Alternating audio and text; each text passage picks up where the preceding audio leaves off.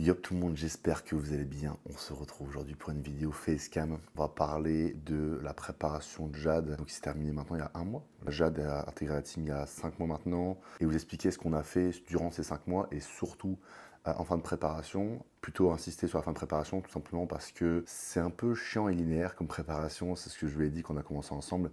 Il n'y a pas eu quelque chose de miraculeux. Le Wizard n'a pas pu faire sa popote dès les premiers jours, tout simplement parce que les conditions dans lesquelles elle était n'étaient pas propices à ça. Je ne la connaissais pas, elle ne mangeait pas super bien à ce moment-là, elle venait de se faire opérer des cervicales, elle n'avait pas une activité sportive très régulière à cause de ça. Donc forcément tout s'accumuler a fait que je ne pouvais pas prévoir de plan de perte de poids sur une fréquence ou une période donnée. Rien d'établir de base, donc on va dire que le début de la préparation jusqu'à plus ou moins les dernières semaines ont été un peu chiantes, un peu ennuyeuses. Une préparation avec un déficit calorique, une dépense énergétique un peu plus élevée, mise en place d'une hygiène de vie qui est plus saine comparée à avant. Et donc le poids, le body fat et le physique, c'est tout simplement amélioré.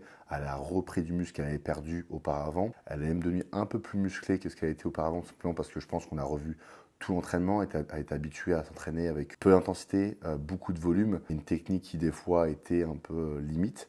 Et forcément, vu qu'on a restructuré l'entraînement, tout ça s'est amélioré et a fait que son physique s'est un peu amélioré. Évidemment, on a eu le temps de se préparer que pendant 4 mois et demi, donc rien de fou, mais le physique était quand même meilleur, donc c'est ce qui était le plus important. Je vais insister aujourd'hui, cette vidéo, pour plus ou moins vous parler des conditions et de la fin de préparation, spécialement pour une bikini. Une athlète professionnelle a rejoint la team, donc c'est une espagnole, c'est Chantal Hill. Donc je pense que je ferai un épisode sur la préparation de Chantal d'ici peu, puisqu'elle va se préparer pour fin d'année donc 2024. On aura entre 2 et 4 shows cette fin d'année, et on fera le même épisode que j'ai pu faire avec Manon, étant donné que cette fille-là a de l'expérience, un gros niveau et a déjà concouru cette année. Donc j'ai beaucoup d'informations et de data pour elle. Un des points que j'avais insisté auprès de Jade pour commencer, c'était une prise de sang, tout simplement parce que je voulais vérifier que tout était au vert pour pouvoir commencer. Déjà, c'est quand même assez rare, même ça n'arrive jamais que je commence une collaboration directement en préparation comme je peux faire avec elle. On a décidé de le faire, mais j'avais une condition, c'était la prise de sang. Je voulais voir où ça en était. Évidemment, après une hygiène de vie un peu pas déplorable non plus, on s'entend, mais pas exceptionnel, un problème au niveau des cervicales, peu d'entraînement, etc. Forcément, ça n'a pas amené à la meilleure prise de sang possible, surtout qu'en amont, elle avait fait donc 2 ou 3 années de préparation de compétition à un niveau assez élevé. La prise de sang reflétait cela, une énorme fatigue sur le corps, des hormones féminines qui étaient très peu élevées, un taux de testostérone qui était complètement effondré. D'un point de vue santé pure, tout était ok, mais si on est dans le spécifique, forcément, rien n'était optimal. On a pu se diriger vers cette préparation, parce qu'on c'était notre objectif. Mais maintenant que la compétition est finie, ça sera vraiment notre priorité avant de commencer quoi que ce soit. Parce que je pense que ça fait un long moment que Jade est assez fatiguée d'un point de vue physique, mental, même hormonal. Et donc ça sera notre priorité. Côté santé de Jade, c'est vraiment pas un cas particulier. On pourrait croire que c'est assez rare de trouver ça dans le milieu du coaching. Mais en vérité, la plupart des clients que je récupère qui enchaînent les compétitions sont plus ou moins tous dans le même panier. Et dans ce panier-là, forcément, quand on enchaîne les années de compétition sans vraiment de repos, et surtout chez les filles, on se retrouve dans des conditions un peu déplorables. Et c'est aussi pour ça qu'il y a plein d'athlètes qui commencent à plus savoir progresser en hors-saison ou même en préparation, ne plus savoir sécher. Je pense qu'on en connaît tous. Force de devoir tirer un peu sur la corde, malheureusement, on se retrouve là. C'est pour ça qu'il est vraiment primordial d'avoir quelqu'un à ses côtés pour prendre soin de votre santé, de manière générale, savoir vous dire quand vous décompétionnez, mais surtout aussi vous dire quand vous ne devez pas et prendre de repos pour vous. Évidemment, on a mis une supplémentation en place en vue de cette prise de sang qui était très moyenne. Tout a été fait pour qu'on puisse tenir un maximum cette préparation, pour que les hormones dans le corps puissent subir cette préparation et aller au bout des choses. On n'avait pas 36 000 compétitions en vue, déjà de 1 parce que cette prise de sang n'était pas bonne et parce qu'on n'avait pas l'envie d'arriver à un objectif juste en multipliant les chances d'y arriver. On s'était dit avec Jade qu'on voulait faire une compétition au Portugal. On voulait venir, évidemment, vous connaissez l'objectif du Wizard, une pro-card, mais on a dit aussi qu'on ne voulait pas passer pro pour passer pro. On a tout donné pour y arriver. Vous connaîtrez la suite, vous la connaissez déjà, mais en tout cas, on ne voulait pas prévoir dans le temps et faire 40 compétitions et encore plus accentuer cette fatigue, c'est vraiment pas quelque chose qu'on voulait. Donc on parle souvent chez les bikinis de diète très très basse, des cardio très hauts, et je voulais mettre un peu des limites à tout ça parce qu'évidemment le bikini ça reste une petite catégorie avec peu de masse musculaire, donc généralement, vu le body fat qu'on y demande pour passer pro, c'est vrai que les calories sont généralement pas très hauts, mais il y a quand même des limites à ça. Donc pour la diète, en vérité, le plus bas que Jade ait pu connaître avec moi, vraiment le plus bas possible de la préparation, et je dis pas qu'elle a fait ça pendant 16 semaines, elle a dû faire ça quelques semaines et quelques jours dans la semaine, c'est jours bas, Elle était proche des 1100 calories, je crois que c'était 1050 exactement. Donc ça, c'était vraiment au plus bas de chez plus bas. Et encore, c'est parce qu'on a dû tirer en vue de la condition qu'on a eue en amont. Je l'aurais récupéré car en saison contrôlée, où elle était propre comme elle le fait maintenant, on n'aurait pas eu besoin de finir aussi bas. Pour Jade, il n'y avait pas intérêt de descendre plus bas que ça, sachant que tout était bien fait. C'est aussi la qualité de Jade, c'est que c'est un soldat, donc elle fait exactement tout à la lettre. Ça, c'est un bon point. Et d'un point de vue cardio, c'était donc 7000 pas par jour avec 1 heure de vélo matin et au maximum du maximum 30 minutes d'escalier après entraînement. Donc ça, c'était juste 2 jours par semaine. Le reste, elle n'avait pas d'escalier ou moins de vélo. Donc ça, c'était le cardio le plus haut possible de la semaine. Donc c'était le jour des jambes. Par exemple, le jour de repos, elle avait un peu plus de pas. Elle arrivait vers les 10-12 000, mais elle faisait pas d'escalier évidemment. Et elle faisait toujours son vélo matin. Et selon les jours de la semaine, par exemple pour le haut du corps, elle n'avait pas ses escaliers, mais elle avait moins de pas, donc 7000. Et toujours son heure de vélo. Donc ça, c'était au plus haut. Et si on a fait, c'est qu'on a diminué ce cardio au fur et à mesure des semaines, parce que le plus important, c'est d'avoir une condition. Quand on commence à avoir une condition nécessaire pour pouvoir compétitionner, on peut se permettre de réduire cette fatigue, parce que le but dans une préparation, c'est pas juste de descendre des calories et de monter le cardio. Parce que si c'était ça, tout le monde pourrait devenir un Irambode, évidemment. Donc il faut savoir quand on met du cardio, quand on descend une diète, quand on remonter, quand on enlever le cardio, etc. etc. Donc c'est toujours une question de timing, c'est ce qu'il y a de plus important en tant que coach. Et c'est pour ça que vous payez votre coach, parce qu'il a de l'expérience pour ça, il a l'œil, et il faut toujours trouver le bon moment, c'est ce qu'il y a de plus important. Ce que j'ai pu faire avec Jade, c'est bien pour cette préparation-là. Si imaginons on avait enchaîné pour une autre compétition, qui aurait été 2, 3, 4 semaines plus tard, ou même fin d'année ou l'année prochaine, la préparation aurait été différente. On a pu le voir par exemple avec elle en fin de préparation, on remangeait de plus en plus, elle avait de moins en moins de cardio, et pourtant son poids continue de dropper. Donc ce que je dis là, évidemment les filles n'essayent pas de reproduire cette préparation, ça n'a aucun intérêt, ça ne regarde que Jade, et Jade à ce moment-là précis. Donc aujourd'hui, je vais parler plus de la fin de préparation, même de la peak week en vérité. Qu'est-ce qu'on a fait, qu'est-ce qu'on a pu mettre en place, qu'est-ce qui a fait que sa shape au Portugal, je parle bien au Portugal, était meilleure que ses anciennes années, alors qu'on a eu que 5 mois pour se préparer. Donc déjà, pourquoi on a réussi cette peak week? Du moins, on a réussi le régional et on a encore mieux réussi le Pro Qualifier au Portugal. Je pense être de plus en plus bon dans mon métier. Comment réussir sa peak week? C'est assez simple. C'est un peu comme le squat ou comme tout dans la vie. C'est en forgeant qu'on devient forgeron. Plus vous allez faire de peak week, plus vous arriverez à réussir vos peak week. C'est aussi simple que ça. Maintenant, j'ai réussi à coacher des centaines et des centaines d'athlètes. Forcément, mes peak weeks se rapprochent de plus en plus vers ce que je veux. Et je commence à avoir cet œil que je parlais tout à l'heure, savoir reconnaître quand une personne est flat, quand cette personne manque d'eau par exemple, ou inverse, on doit couper l'eau. Est-ce qu'on doit rajouter du sel ou pas? Est-ce qu'elle a besoin vraiment de glucides ou est-ce qu'elle mange parce qu'elle a envie de manger? Ce genre de choses, c'est super important. Et même d'un point de vue psychologique, un athlète qui est bien suivi, qui est bien dans sa tête, ne réagira pas de la même façon que la personne qui est plus stressée, par exemple. Tout ce genre de choses accumulées fait que les peak weeks sont de mieux en mieux gérés. Et comme je disais tout à l'heure avec Jade, c'est quelqu'un qui est vachement dans la communication, vraiment un coach qui est derrière elle.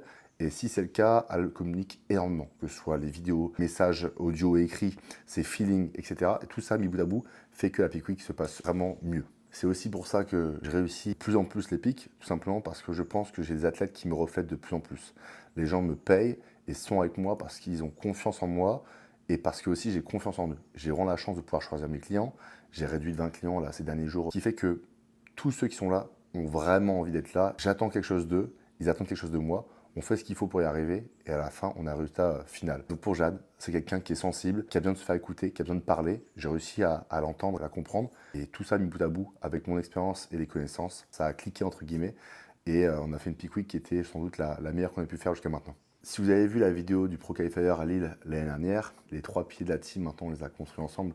C'est passion, action, noble intention. Plus le temps passe et plus les personnes de la team, les athlètes, incarnent ces valeurs. Et c'est aussi pour ça qu'ils progressent. Je pense vraiment que quand on aime ce qu'on fait, qu'on aime avec qui on le fait, avec le temps, ça fonctionne toujours. Mine de rien, j'ai beaucoup d'athlètes qui sont avec moi depuis très longtemps et qui ne veulent pas changer, et moi non plus. Et c'est pour ça qu'on continue de progresser, parce que on aime ce qu'on fait, on le fait de façon assez noble et surtout, on fait ce qu'on dit. C'est ce qui est le plus important. On ne sait pas combien de temps ça va prendre, mais dans tous les cas, on le fera toujours. Et donc, je suis très fier que Jade fasse partie de ces athlètes-là parce qu'elle incarne vraiment ces 3 piliers. Donc, pour la suite, je ne suis pas confiant, mais je suis certain. Les conditions dans lesquelles on a commencé à Peak Week, c'est qu'il y avait beaucoup moins de cardio, même quasiment pas, à part des pas.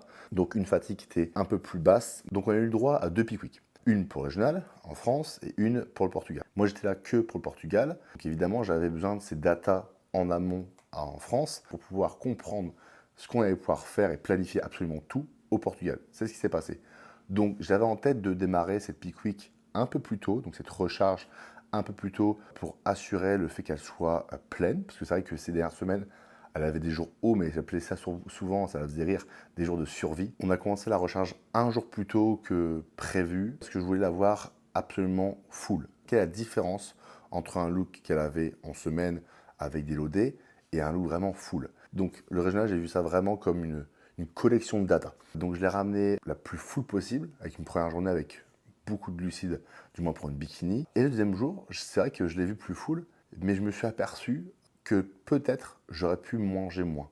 C'est que les bikinis n'ont pas beaucoup de masse musculaire. En vérité, c'est que une structure à avoir, une ligne à avoir, un peu de masse musculaire dans les fesses. Mais la plupart d'entre elles, si vous les voyez dans les backstage au repos, la masse musculaire n'est pas très élevée. Elles font à peine 50 kg, c'est quand même pas très massif. Donc leur stock de glycogène est quand même peu élevé. Je comprends comment une pique se passe et comment un carb se passe. Elle avait de l'eau, elle avait du sel et elle avait des glucides.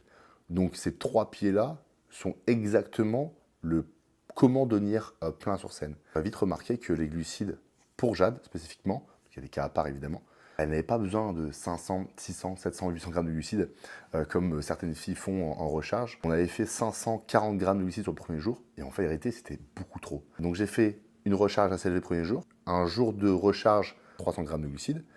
On arrive sur scène assez plein, mais c'est vrai qu'une condition qui était un peu moins bonne. Qui était un peu moins bonne que les jours avant. C'était un test, mais j'avais un peu cette puce à l'oreille en me disant « Ah, peut-être que le carb-up était un peu trop élevé. » Ah, mais c'est bien. J'avais récolté un maximum de data, elle a gagné sa catégorie, on était super contents. Donc là, on a eu qu'une semaine pour préparer le Portugal, donc la semaine suivante. Et j'ai pas voulu faire la même erreur, donc j'ai fait un seul jour de carb-up et pas deux. Et j'ai fait un jour de carb-up qui était moins élevé du régional. Donc on a mangé que 300 grammes de carbs, ce qui a suffi pour diminuer un peu la fatigue, soit psychologique et physique, pas de cardio. Et le deuxième jour, ce qu'on a fait, c'est juste un jour de survie. J'ai appelé ça comme ça en préparation parce que Jade avait pour l'habitude d'appeler ça un AID. Je lui ai dit non, quand tu manges 150 grammes de glucides, c'est pas un AID, c'est un jour de survie juste pour que tu puisses vivre. Donc le dernier jour avant la compétition, pour espérer, pourquoi pas, avoir encore une meilleure condition et surtout pas dégrader ni son volume au niveau du fessier, ni sa taille. Jade, il faut savoir qu'elle a une taille de, je crois, 42 cm. C'est-à-dire que j'ai des plus gros bras que sa taille. Donc on voulait absolument garder cette taille la plus fine possible. Donc au moment de la recharge pour le premier jour, pour ce qui est de l'eau, du sel, comment je gère tout ça, c'est simple. Il y a des justifications toutes simples à ça. Pour être plein d'un point de vue glycogène, il faut des carbs, chose qu'on a pu faire. Pour stocker ces glucides, il faut de l'eau. On a laissé l'eau telle qu'elle. On a été environ à 5 litres d'eau par jour. Donc forcément, je ne vais pas commencer à diminuer ce facteur-là, alors qu'elle a l'habitude de boire assez. Donc encore plus quand elle mange, logiquement, on pourrait même monter plus d'eau, vu qu'elle mange un peu plus. Et le dernier point, c'est le sel, du moins le sodium, parce que le sodium est le transporteur de l'eau. En chimie, on appelle ça l'osmose, on aime l'homéostasie, un équilibre permanent. Donc nous, ce qu'on veut, c'est avoir une assez grande concentration de sel avec une assez grande concentration d'eau. Donc avoir un équilibre. S'il n'y a pas assez d'eau ou pas assez de sel, on peut surtout ne pas être assez full. Et si, imaginons, il y a trop de sel par rapport à l'eau, on peut faire de la rétention d'eau. Être plein, quand on est plein, on peut pourquoi pas jouer avec l'eau, le sel et la nourriture pour essayer d'être un peu plus conditionné. Mais d'abord, notre première étape, la priorité, c'était vraiment d'être plein. Le deuxième jour, pour le jour un peu plus bas, j'ai laissé l'eau telle qu'elle parce que l'eau, je ne changerai pas, surtout pas 1 ou 2 jours avant la compétition. Par contre, j'ai diminué un petit peu le sel, mais la veille au soir, pour essayer qu'elle aille, pourquoi pas aux toilettes, parce que forcément, si on met du sodium avant de dormir, on va retenir l'eau et donc aller moins aux toilettes et donc flusher un peu moins d'eau pour le lendemain matin. Et sachant qu'elle passait dans l'après-midi, j'ai réduit juste un poil de sel en moins avant de se coucher sur le dernier repas. Et on a commencé le jour du show avec toujours cette eau qui était traquée par heure et avec un sel qui était toujours présent pour continuer d'aller aux toilettes. Parce que oui, je vous l'ai dit tout à l'heure, le sel, le sodium, c'est le transporteur de l'eau. Donc s'il n'y a pas de sel, vous allez plus difficilement aux toilettes. Bon, on s'entend, hein, ça dépend. Si c'est du court terme, vous allez aux toilettes, c'est pas un souci. Mais sur plus de temps, ça peut être plus difficile. Donc je laisse toujours un peu de sel, surtout en début de journée, parce qu'on avait cette fullness qui était bonne. Donc si on enlève du sel, on met moins de nourriture, et pourquoi pas, on enlève de l'eau, bah, c'est le meilleur moyen pour arriver plat, et en plus de ça, plus soft. Donc on a gardé l'eau telle qu'elle, et on a juste diminué légèrement le sel en fonction du look. Donc c'était par repas, j'avais ces photos et je l'avais en vrai. Donc dès que j'ai vu qu'on avait besoin d'un peu plus de sel, je remettais sur un repas.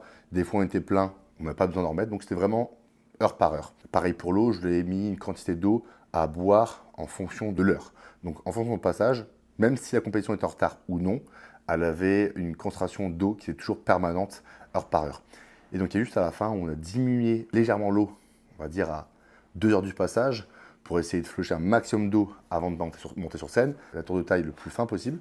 Et à ce moment-là, j'ai pu diminuer le sel parce que c'était trop proche de la compétition pour vraiment perdre du volume musculaire. Normalement, je dirais que le sel, si c'est à moins de 2 heures avant le passage sur scène, il y a de très petites chances pour que vous soyez plat. Par contre, avant ça, je ne diminuerai pas.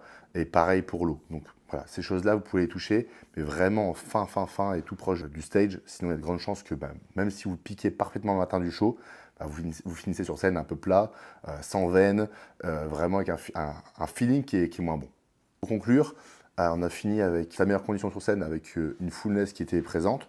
Et évidemment, on n'a pas pu non plus créer du muscle. On a ramené la meilleure condition possible avec une fullness qui était présente jusqu'au show, malgré que la compétition était en retard. J'ai juste géré l'eau, le sel et la nourriture vraiment heure par heure.